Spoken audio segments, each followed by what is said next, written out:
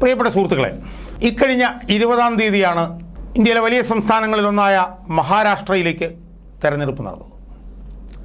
ആ തെരഞ്ഞെടുപ്പിൽ ശരത് പവാറും കോൺഗ്രസും ഉദ്ധവ് താക്കറെയുടെ നേതൃത്വത്തിലുള്ള ശിവസേനയും ചേരുന്ന മഹാവികാസ് അഘാഡിയും ഫഡ്നാവിസിൻ്റെ നേതൃത്വത്തിലുള്ള BJPയും ഷിൻഡെയുടെ നേതൃത്വത്തിലുള്ള ശിവസേനയും അജിത് പവാറിൻ്റെ നേതൃത്വത്തിലുള്ള NCP വിഘടികത മായിട്ടുള്ള പാർട്ടിയും കൂടെ ചേർന്നിട്ടുള്ള മഹായുതിയും തമ്മിലാണ് അവിടെ തെരഞ്ഞെടുപ്പ് മത്സരം നടന്നത്.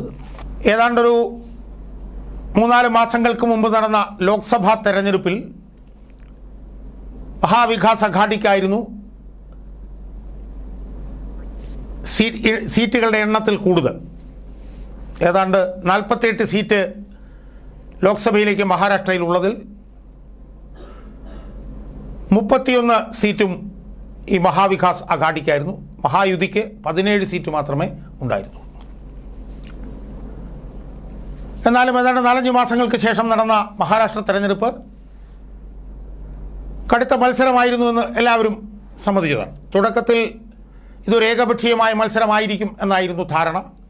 എന്നാൽ തെരഞ്ഞെടുപ്പ് അടുത്തപ്പോഴത്തേക്കും തെരഞ്ഞെടുപ്പ് ഇപ്പോൾ നല്ല കടുത്ത മത്സരത്തിലേക്ക് മാറി എന്ന് തെരഞ്ഞെടുപ്പ് നിരീക്ഷകർ എല്ലാവരും പറഞ്ഞിരുന്നു. അപ്പോൾ ആ സാഹചര്യത്തിൽ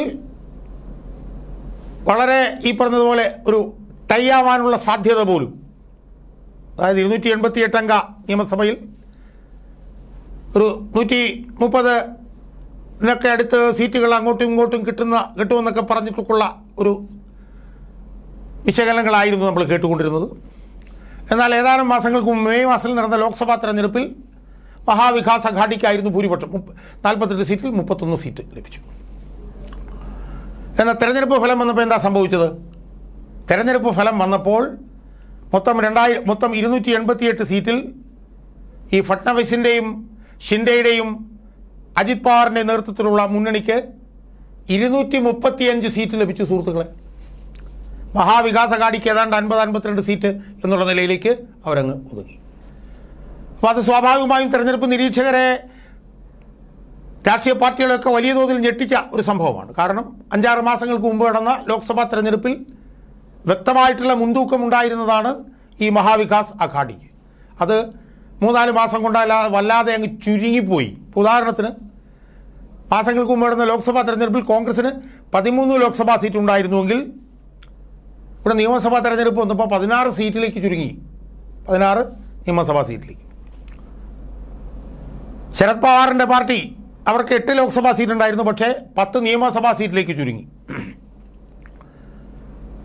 ഉദ്ധവ് താക്കറെയുടെ ശിവസേനയ്ക്ക് 9 ലോക്സഭാ സീറ്റ് ഉണ്ടായിരുന്നെങ്കിൽ അവർ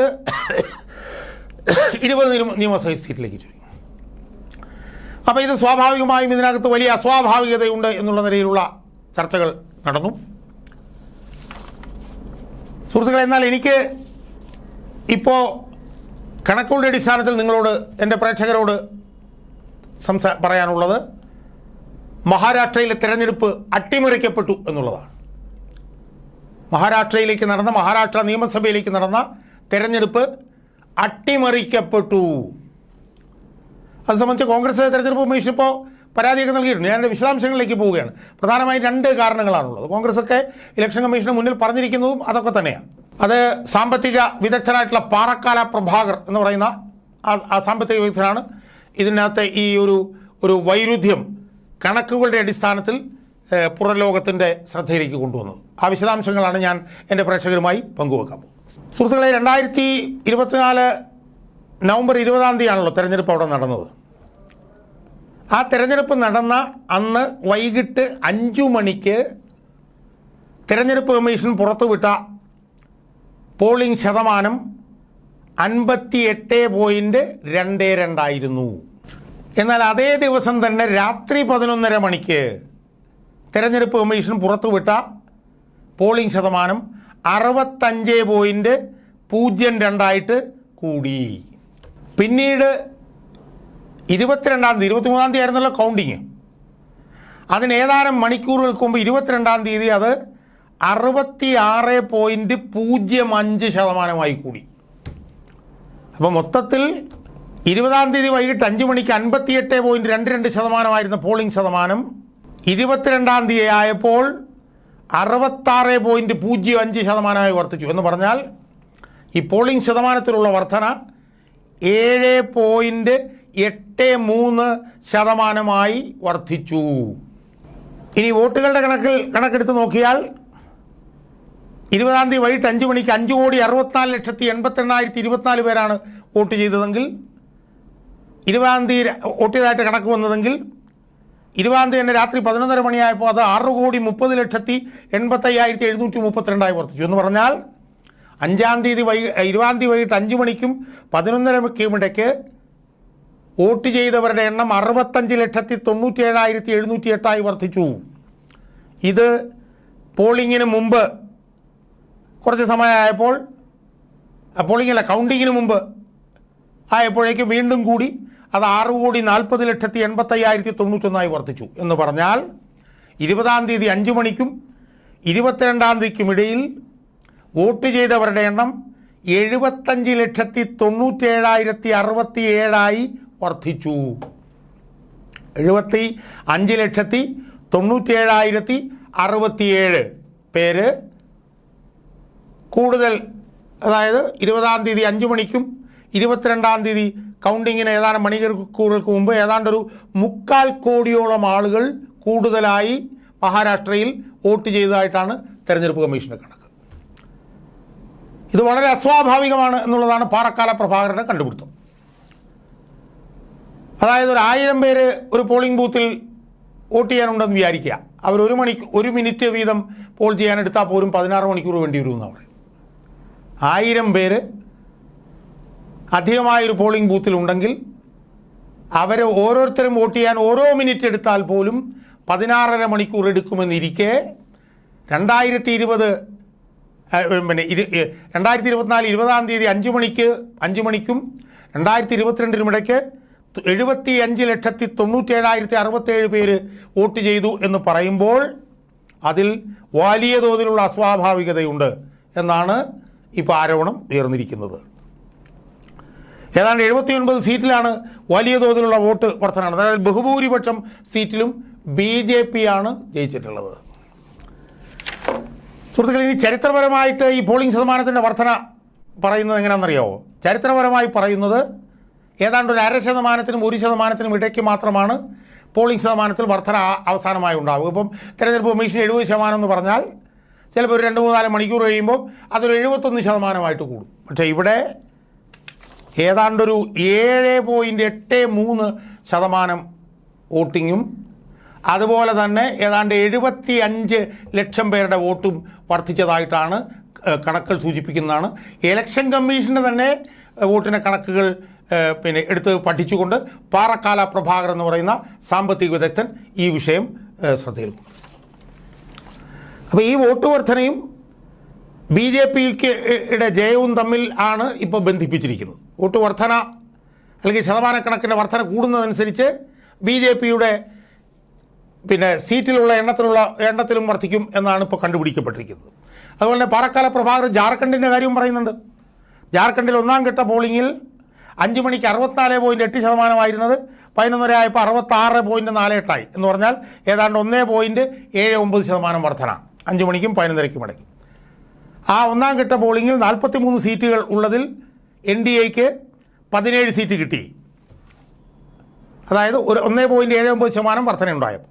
എന്നാൽ 2-ാം ഘട്ട പോളിംഗിൽ ഉണ്ടായിട്ടുള്ള പോളിംഗിൻ്റെ വർധന 0.856% മാത്രമാണ്.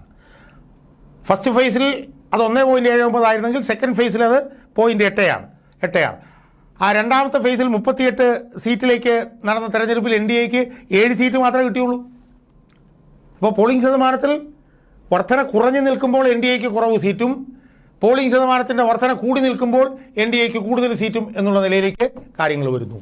അപ്പോൾ സ്വാഭാവികമായും ഈ വോട്ടുകളുടെ എണ്ണത്തിലുണ്ടായിട്ടുള്ള അല്ലെങ്കിൽ പോളിംഗ് ശതമാനത്തിലുള്ള വർധന അസ്വാഭാവികമാണ് എന്നതിൻ്റെ കൃത്യമായിട്ടുള്ള കണക്കുകൾ പുറത്തേക്ക് വന്നിരിക്കുകയാണ്. ഇത് അട്ടിമറി സാധ്യതയാണ് സൂചിപ്പിക്കുന്നത് എന്നാണ് ഇതുമായി ബന്ധപ്പെട്ട് കണക്ക് പുറത്തു കൊണ്ടുവന്നവരും പ്രതിപക്ഷ രാഷ്ട്രീയ പാർട്ടികളുമൊക്കെ പറയുന്നു. രണ്ടാമത്തെ ആരോപണം കോൺഗ്രസ് ഇലക്ഷൻ കമ്മീഷന് മുന്നിൽ വെച്ചിട്ടുള്ളത് ഏകപക്ഷീയമായി വോട്ടർമാരെ മണ്ഡലങ്ങളിൽ നിന്ന് ഒഴിവാക്കുകയും പകരം ഓരോ മണ്ഡലത്തിലും 10,000 വോട്ടർമാരെ കൂട്ടിച്ചേർക്കുകയും ചെയ്തു. ജൂലൈ 24 നവംബർ 24 ഇടയ്ക്ക് 47 ലക്ഷം വോട്ടുകൾ ചേർത്തു. ജൂലൈ 24 നവംബർ 24 ഇടയ്ക്ക് 47 ലക്ഷം വോട്ടുകൾ ചേർത്തു. ശരാശരി 5000 വോട്ട് വർദ്ധിച്ച 50 മണ്ഡലങ്ങളിൽ 47ലും ഭരണമുന്നണിയാണ് ജയിച്ചത്. 50,000 വോട്ട് വെച്ച് വർദ്ധിച്ച 50 മണ്ഡലങ്ങളിൽ 47ലും ഭരണമുന്നണി വിജയിച്ചു. 5 മാസം കൊണ്ട് വോട്ടർമാരുടെ എണ്ണത്തിൽ അസ്വാഭാവികമായിട്ടുള്ള വളർച്ചയാണ് ഉണ്ടായിരിക്കുന്നത്. അപ്പോൾ ഇതാണ് മഹാരാഷ്ട്ര തെരഞ്ഞെടുപ്പുമായി ബന്ധപ്പെട്ടിട്ടുള്ള കണക്കുകൾ ഇതാണ് കാണിക്കുന്നത്. അസ്വാഭാവികമായിട്ടുള്ള വോട്ട് വർധനയും കാര്യങ്ങളൊക്കെയാണ് ഇതിനകത്ത് നിന്ന് നമുക്ക് കാണാൻ കഴിയുന്നത്. അസ്വാഭാവികമായിട്ടുള്ള പോളിംഗ് ശതമാനത്തിലുള്ള വർധന ഇതൊക്കെയാണ് നമുക്ക് കാണാൻ കഴിയുന്നത്. 4 മാസങ്ങൾക്ക് മുമ്പുണ്ടായിരുന്നതിനെ അപേക്ഷിച്ച് കുത്തനെ കുറയുകയാണ്. ഒരു 40-45% എന്നുള്ള നിലയിൽ, അല്ലെങ്കിൽ ഒരു 40-60 എന്ന് പറഞ്ഞാലെങ്കിലും നമുക്ക് മനസ്സിലാക്കാമായിരുന്നു. ഏതാണ്ട് 90-10 എന്നുള്ള നിലയിലാണ് കുറഞ്ഞിരിക്കുന്നത്.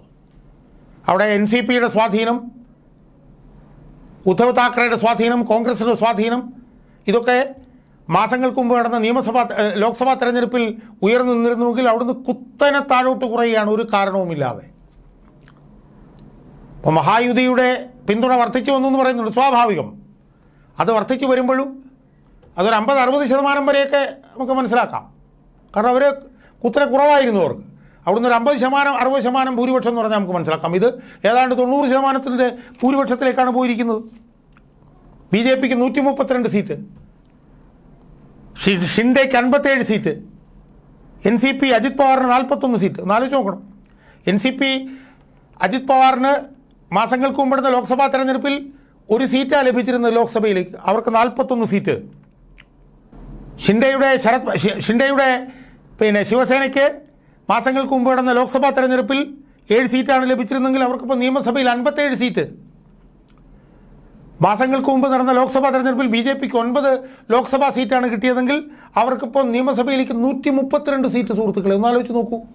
അപ്പോൾ ഇതിൽ നിന്ന് വ്യക്തമാകുന്ന കാര്യമുണ്ട്. അത് ഈ കണക്കുകളുടെയും ഈ വോട്ടിൻ്റെയും വോട്ടിംഗ് പെർസെൻറ്റിൻ്റെയും ഒക്കെ അസ്വാഭാവികമായിട്ടുള്ള വളർച്ചയുടെ പശ്ചാത്തലത്തിൽ മഹാരാഷ്ട്രയിലെ തെരഞ്ഞെടുപ്പ് അട്ടിമറിക്കപ്പെട്ടു എന്ന് അർത്ഥശങ്കയ്ക്കിടയില്ലാത്ത വിധം നമുക്ക് പറയാൻ കഴിയും.